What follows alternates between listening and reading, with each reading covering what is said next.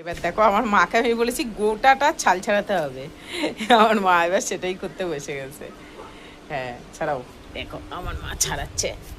এই যে, তোমরা কে কে আনারস খেতে ভালোবাসো অবশ্যই কমেন্টে জানিও।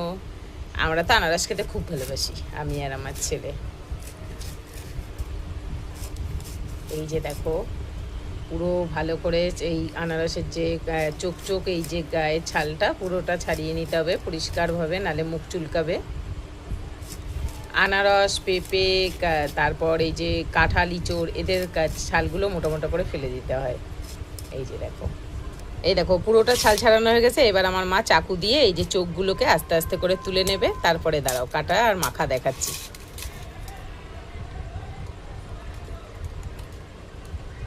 ছোট ছোট করে দেখো বন্ধুরা, এই যে এখানে আনারসটা নিয়ে নিয়েছি কেটে, এইবার হচ্ছে ছুরি দিয়ে গোল গোল করে কেটে নেব। আহ আহ আহ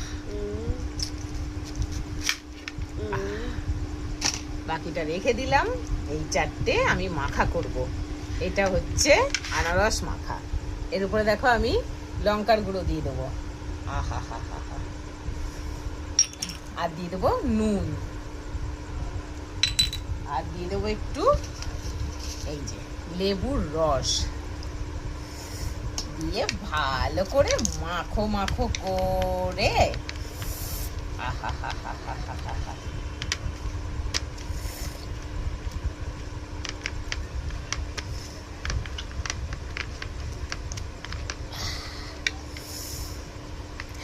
হয়ে গেল আমাদের আনারস মাখা।